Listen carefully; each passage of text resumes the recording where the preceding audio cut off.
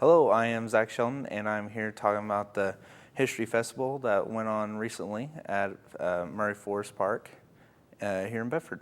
And right now I'm talking with Mr. Taylor. He organized the festival about 6 years ago, and I just want to welcome you, Mr. Taylor.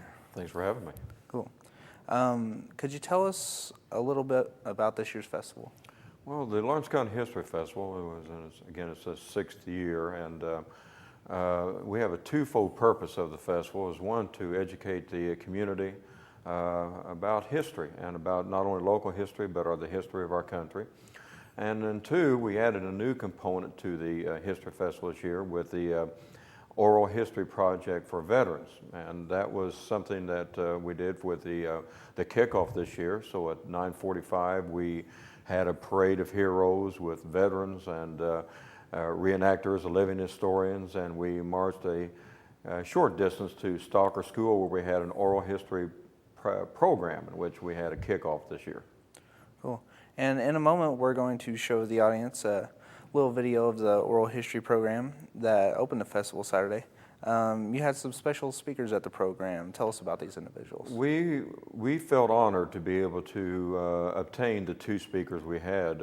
One of our speakers actually was a local resident, was Don Scher, and he went through the Iranian hostage takeover of the United States Embassy back in 1979.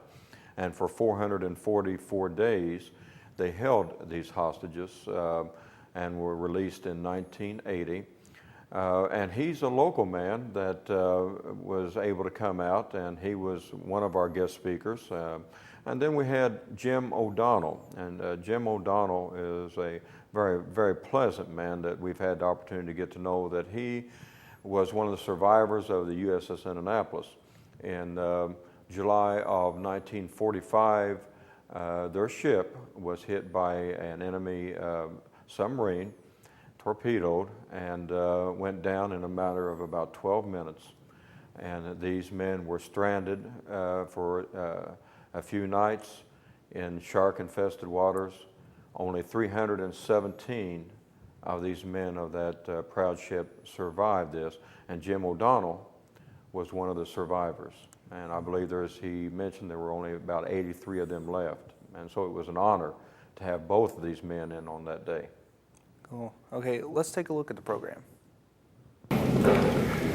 My name is Norm Taylor. I'm the director of the Lawrence County History Festival, and I want to say that from the very bottom of my heart, I want to say thank you for being here today. I feel like today, in being in the presence of these veterans and being in the presence of the living historians and reenactors that are so dedicated to preservation, and for our guest speakers here today, that it is an honor to be here today. We have two objectives here today. Number one is that we want to honor the veterans that give and continue to give so much so that we can enjoy our freedom here today. So the first thing I would like to do is I'd like to have all veterans, if you would, to just stand, please, and let's give a good hand of applause for all the veterans that are here today.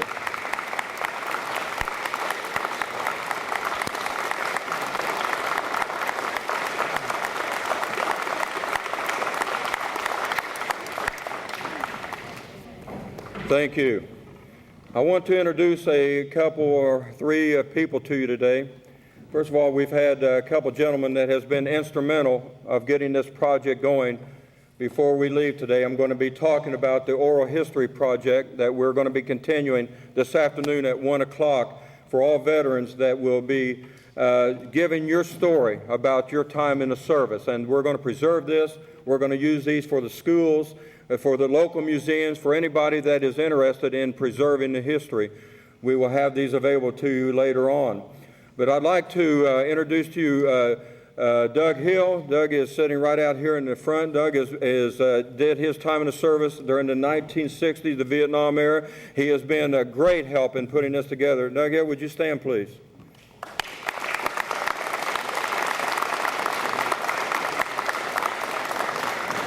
Another gentleman that is a retired principal that has written a book, excellent book. In fact, I have read the book, sir, on the 8th Air Force, interesting book on the life of Lawrence County here in the early years. I won't say what years. I'm going to let them read the book, Lee. And wrote a great account about the bombing runs over Germany at the end of the war. I want to introduce to you Lee Hutchison. Lee.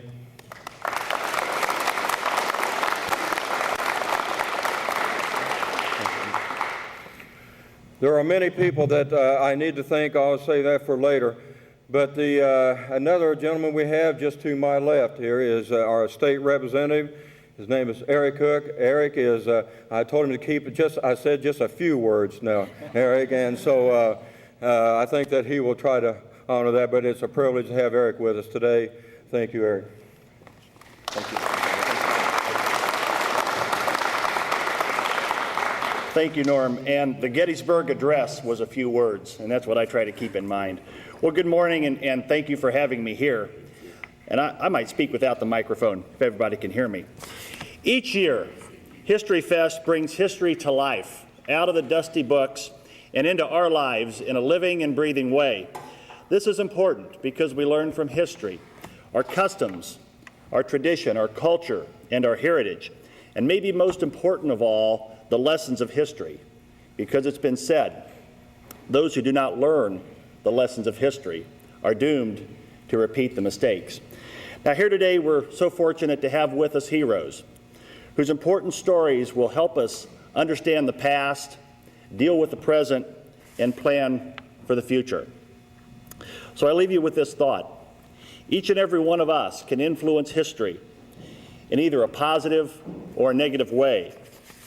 We can make history by what we do today, the decisions we make, the actions we take, and whether or not future generations enjoy our history will depend upon whether or not we fulfill our obligation to pass it on down, as many of you are so actively involved in here today. So once again, enjoy the festival, and thank you for having me.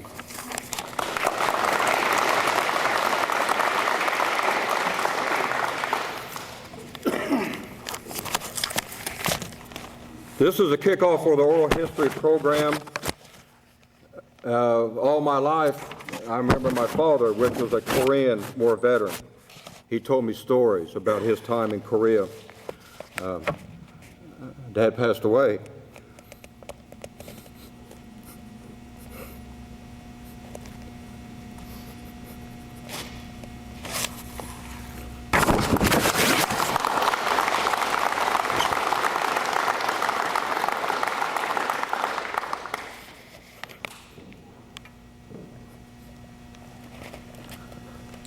About 15 years ago.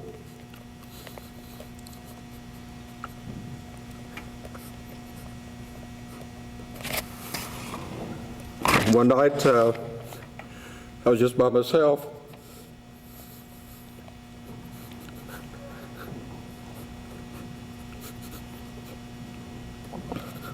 I said, Dad, sorry I've been going, but I said, now I wish I could hear the stories. But I said, I'm going to try this project because I wish I could have heard and preserved what you said. I've lost. I've retained it here, but I wish I had a record. Because I want to start, at least now, to preserve what these men have done. And so we're starting today that we want future generations not to forget. So we are going to start this afternoon, and in fact in this program,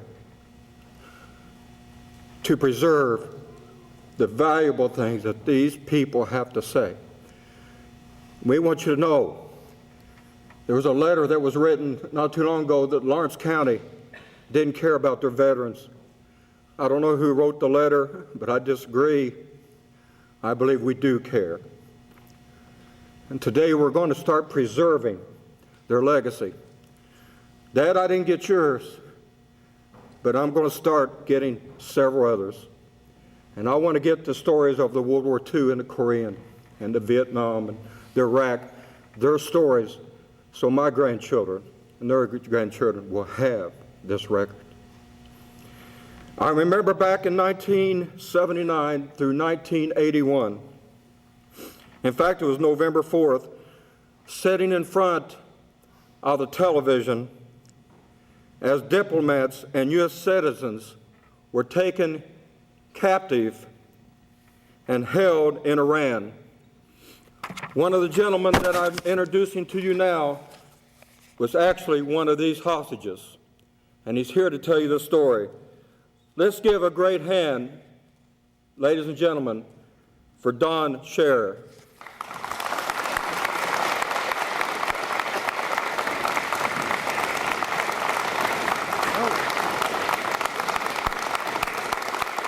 Thank you.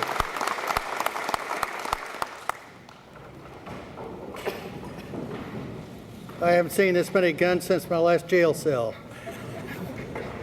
Yeah, I'm Don Scherer, Captain, United States Navy, retired. I served 32 years in the Navy and 10 years in industry after that. I'm one of your neighbors. I'm one of you. I'm active in the Legion, the Elks. I drive the DAV van every Wednesday up to the hospital. And I speak at places, Rotary clubs, service clubs. Love to speak to schools. As Norm said, it's for our generations to come that we do this. I grew up in Plainfield, Indiana. Graduated from high school there. Played all the sports just like they do now. Went to IU. Graduated from there a long time ago. And joined the Navy after that. I was commissioned an ensign. I was only going to spend 2 years there. Well, somebody took me for a ride in an airplane. 32 years later, I leave. During my tour in the Navy, I flew 234 missions over North Vietnam. I've got 880 aircraft carrier landings both day and night. Landings equal to takeoffs. I mean, I brought everything back with me, all your assets. I flew the back seat of F-4s and F-14s. I'm what they call a naval flight officer, radar intercept officer. Just like former Governor Kernan. He was a backseater in RA-5 Vigilantes. I was the first RIO in the F-14 Tomcat, stationed up at Grumman Aerospace, doing test flights on them. I was initial cadre of Top Gun, commanding officer of Fighter Squadron 11, commanding officer of Naval Air Station in Dallas. I've been ops on the aircraft carrier John F. Kennedy, operations officer of the Coral Sea Battle Group, chief of staff for the America Battle Group. Battle Group is about 13 ships, 10,000 guys, 120 airplanes. I've been involved in conflicts in Vietnam, 3 times in Lebanon, the Jordanian crisis, 1970, major planner on the strike on Libya, 1986, and Desert Shield and Desert Storm. In all that history of me, I managed to squeeze 2 years in as an Iranian hostage. So let me digress a minute and describe some of the POW hostage experiences, not unlike men and women of the past.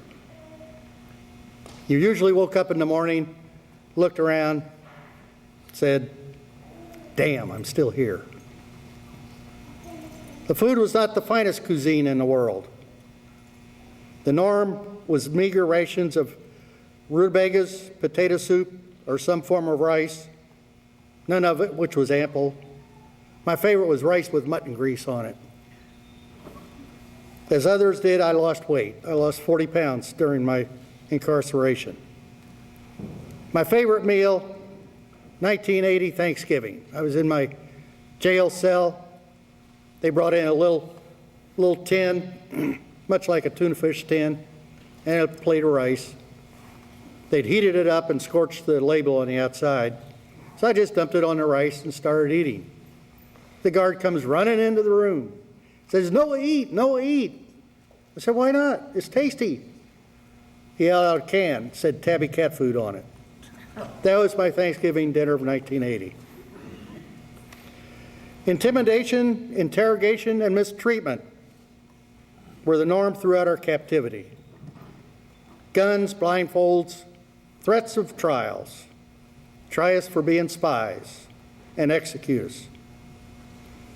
Our bed was a thin mat made out of some sort of styrofoam rubber on the floor, or concrete.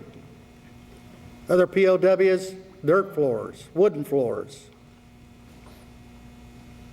Psychology and physical treatment to get us to confess to false crimes was quite often used. We saw that with the Brits just recently. We tried innovative ways to keep our minds and bodies active during our captivity. Exercise whenever possible while taking yourself out of your jail cell in your head. I started out running about 5 minutes in place, 10 push-ups, 20 set-ups. The time I got done, I was running in place for an hour and a half to 2 hours, 200 set-ups, 200 push-ups, 400 set-ups. You have to keep your mind busy. Fortunately, they gave us a couple books. I read War and Peace 3 times. I still don't know what that damn book says. I read Moby Dick. That's every adjective in the whaling industry. Threats of execution were used against us. Sticking a gun in your ear, pulling the trigger on an empty chamber, being lined up against the wall, blindfolded, handcuffed, with the guards chambering rounds, and being told to lie down, and you know you're dead. They're going to execute you. I say, if you're going to shoot me, you're going to shoot me standing up. Hanging by your elbows on your tippy toes for a long period of time, declining to admit I had CIA connections, were just some of the fun and games we survived. Solitary confinement. That's not a fun thing, but you have to overcome it by setting up a routine. Stick to your routine. Humor. If you lose your sense of humor, you're a dead man. You got to keep your sense of humor. It helped me through my trials. I had a lot of fun in the toilet. You had to be blindfolded and led to a toilet. The Iranian toilet is a porcelain hole in the floor. And you pull a chain, the water comes gushing down, and it goes away. They had 3 rolls of toilet paper there one day, and they left me in there by myself. So I looked at that and crammed roll of toilet paper down the toilet, pulled the chain. What happens? Water expands the toilet paper. I looked at that, the water started to ooze up a little bit. Crammed another one down there, pulled the chain again. We have blockage. And the next time I'd pull the chain, it would overflow. The Iranians always wore these little rubber sandals with socks, and I pictured wet socks. Went back to my jail cell and started giggling. My roommate says, "What have you done this time?" I told him. He got on the other side of the jail cell, said, "They'll kill you." I don't know if they ever had wet socks, but it did me a world of good. All in all, POWs became the masters at killing time through necessity for our sanity. No matter, we all shared one very important loss, our freedom. Although through it all we were able to remain resilient and dedicated to the principles of our service and our country. Life was not a bowl of cherry for the POWs.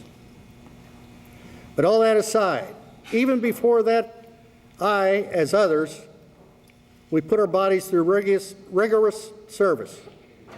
Each time I flew, I put 4 to 10 Gs on my body. Aircraft carrier catapults and traps are not the gentlest evolution. Now I'm paying the price, my body falling apart.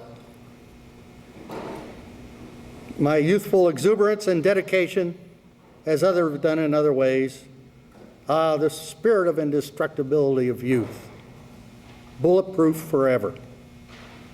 It used to be fun flying over Vietnam, pointing that airplane to the ground at running about 550 knots, 60-degree dive, dropping your bombs and pulling off, put those G's on your body, then go like hell for the coast. That was fun.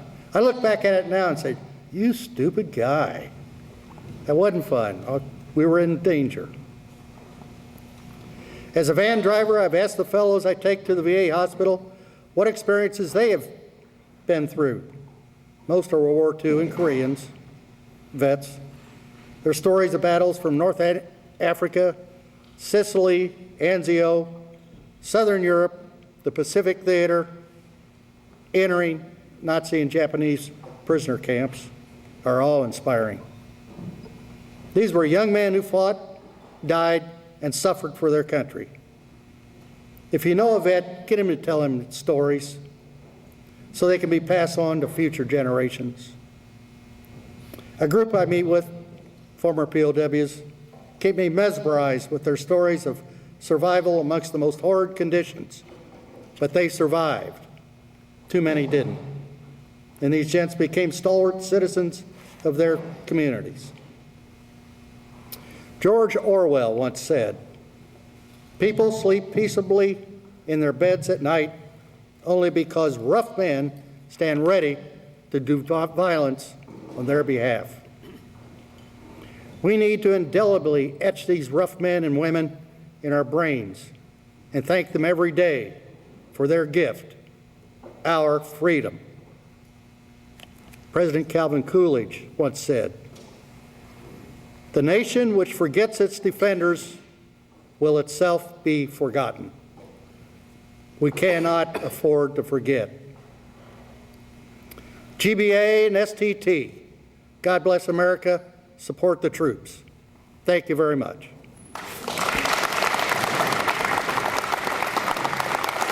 Thank you.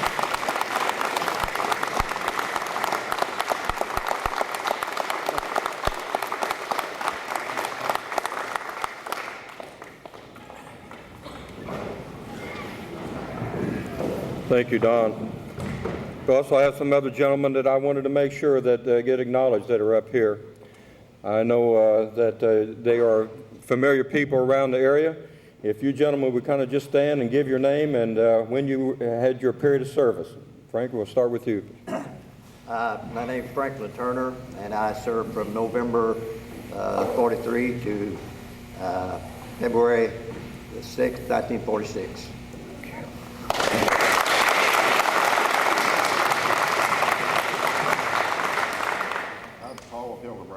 Served General Patton in Europe, Battle of the Bulge. Started in 43 and came home in 45.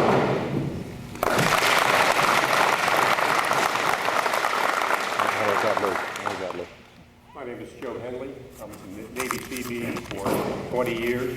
Spent 4 trips to Vietnam. Had 4 deployments to Antarctica with instruction. And after I did that work, I became a teacher at the BNL High School.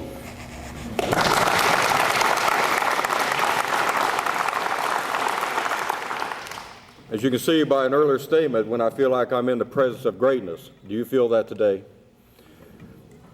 We have one of the men that I have been honored to be able to meet and to talk with. There were only 317 men who survived the worst naval disaster in U.S. history. And I'm referring to, in July, the end of July of 1945, the USS Indianapolis. We are privileged today to have one of the survivors of that horrific incident. Ladies and gentlemen, let's give a good hand of applause for Mr. Jim O'Donnell.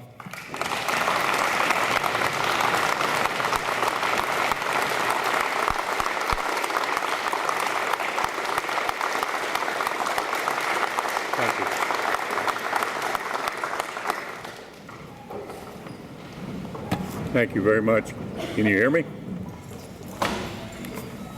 Well, I am one of the lucky ones. I don't know whether any of you know about it, but I'll start from the beginning. I was a short-termer in the Navy, and not like my friend here. I was working at Allison Engineering, and we were making parts for these airplanes that he probably flew. And every time I was a machine repairman out there, and every time you got put in 1A, why, they'd get you deferred. So they finally ran out of deferments. And lo and behold, it was in February of 1944. And another nice thing, it was Friday the 13th. And I got drafted, and they asked me what branch of the service I'd like to go into. Maybe another mistake, I said the Navy. Anyway, they sent me up to the lakes, and I had a few weeks up there, and then they sent me to Shoemaker, California. And the Indianapolis happened to be at Hunters Point in Frisco, and they needed 5 replacements. And I happened to be one of them, and that it was on April the 27th. And I was one of the replacements. I went in as a machinist mate 3rd class. Well, in the same division, they had what they called a water tender. You were down in the boiler room where you made the steam and went to the engine room to drive the ship. Well, anyway, I had a little over 14 months on the Indianapolis. And in my tour of duty out there, why, if you know anything about the islands, why, we were the flagship of the 5th Fleet. We carried an admiral named Raymond Spruance that had graduated from Shortreach High School in Indianapolis. And in our tour of duty, why, I was at the Marianas at the island of Saipan and Tinian. There are 2 islands that are very close together.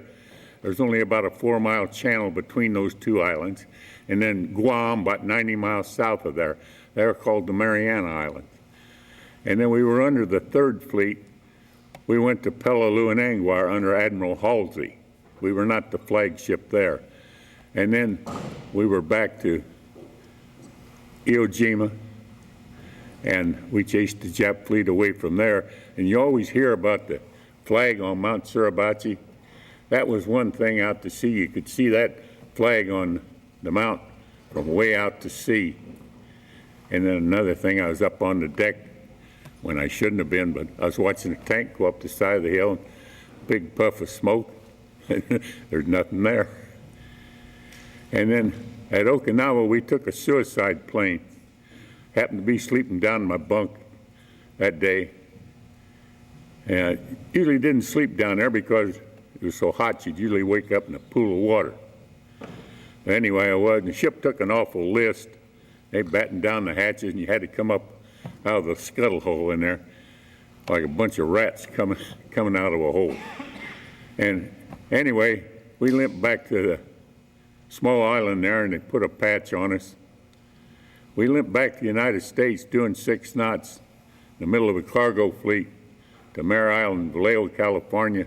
They put a patch on us, repaired us, and we were at Hunters Point again. One Sunday morning, Liberty's up. Here comes a truck back up to the dock. Marine guards armed all around. It's unusual. You don't see that very much. They swung the hook over, and they put 2 big crates in the hangar deck, and 2 other fellows went up captain's cabin. We had 2 of those aboard. And these fellows with this cylinder are in there. One of them never left. One of them left for something while one was always there. And we went out under the gate doing, I would thought about 20 knots, which normally you don't go out of the harbor going that fast. But we went out of there awful fast. We stopped at Pearl. It's the only place, took on provisions and refueled. Went on to Tinian. We did 29 knots all the way to Tinian. The whole ship was just vibrating all over. We offloaded there, went to Guam, refueled, and headed to Leyte to meet the Idaho for gunnery practice for the invasion of Japan. We got about halfway there. The Jap sub, the I-58, got us with 2 torpedoes. First one took most of the bow off. The second one hit midship, hit a magazine. That's where the ammunition's stored. Must have just ruptured all the bulkheads and everything. And I happened to be sleeping topside that night. It was just after midnight. Felt the same way as when we got hit with the kamikaze plane, just like it bounced you up and down about 3 times. Woke up, looked forward, all you can see just a big ball of fire. You wore a little rubber life preserver at all times, and around the ship they had bags with Kapok life jackets. We went to the bags, got a Kapok life jacket and put it on. By that time, the ship's on its side. I walked down the side of the ship, slid down the bottom of the ship, swam a little, all you could see then, ship going right straight down. Went down in 12 minutes. I know when you're waiting on somebody, 12 minutes is a long time. Sometimes 12 minutes ain't very long. You got this fuel oil in your eyes, it's real heavy oil. You got it in your throat, you threw up. Got around your nose, you couldn't hardly breathe. If you didn't stay in a group like we are now, you was out there by yourself, the shark had you. We was out there 5 days before we got picked up. The sharks got most of the men. We figured 900 guys got off. We had 1,197 men aboard. After 5 days, there was only 317 of us picked up. We lost 880 men. Normally, you'd get home right away after something like that. Fluke, we were just found. Fellow on submarine patrol is out there. You got to remember now, we're talking 60-some years ago. You didn't get much mileage out of your radios. He's playing out an antenna. As he looks down, he sees an oil slick. Well, he thought he had a submarine because they usually left an oil slick.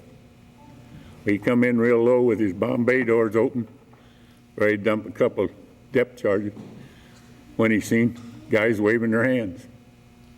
Well, he went back up and notified his base, a bunch of men in the water. They sent a PBY plane out. A fellow from Frankfort, Indiana, named Adrian Marks. He finally landed in the water and got 56 men out of the water. Tied them on the wings and everything. On his way out, he passed over a destroyer, the Cecil Doyle.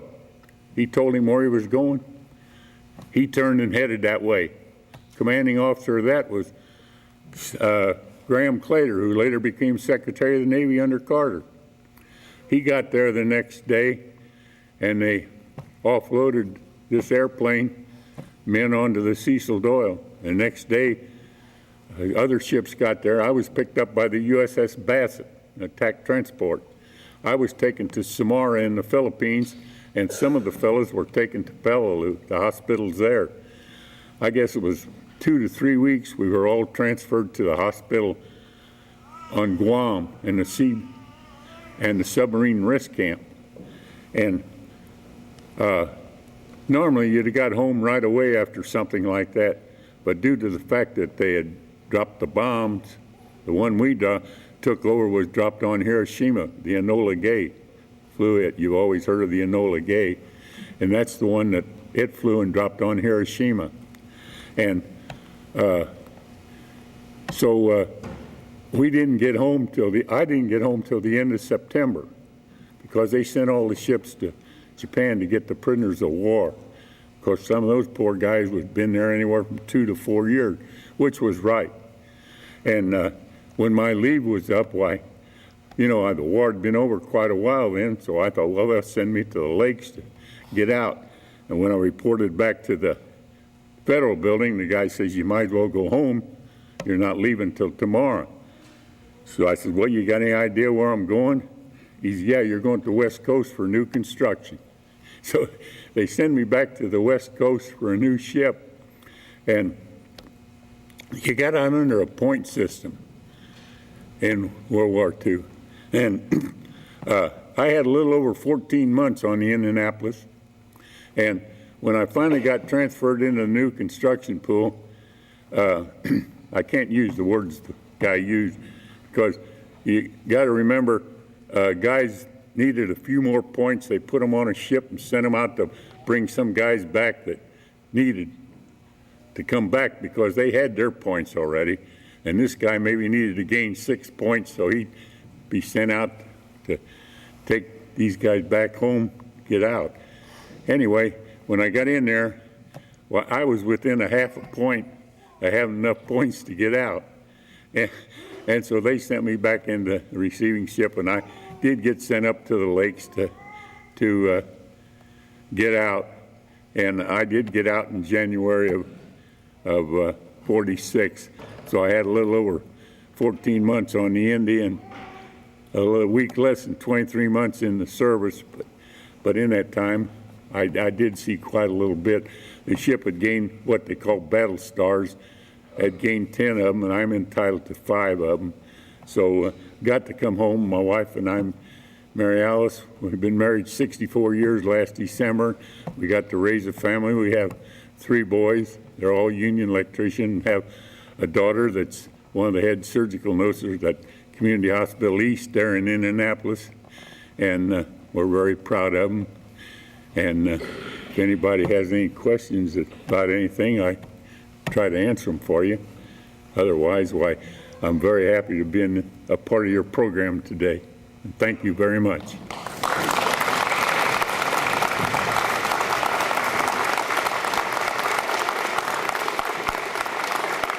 Tell them about the stuff earlier, please.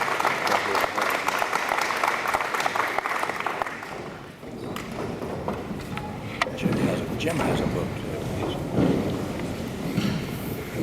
Thank you, Jim. I think it's been worth your time, hopefully, to be here today. I want to tell you that also Jim has a book that he has available to you that he's selling for it. It's the name of it, Only 317 Survived. He also has some memorabilia. I believe, Jim, you also have a piece of the ship of the Cosmic plane that is up here on this table. Take a few moments to talk with these gentlemen. They would love to meet you, and take this opportunity. Folks, what you've heard today is of great value, and I appreciate so much these people being here. Mary, I didn't mean to forget you as well.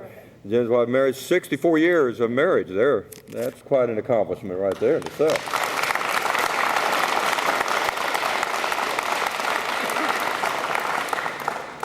The last thing we want to do is we want to give honor to those that have already gone on that served our country. If you'll please stand for a moment of silence, please.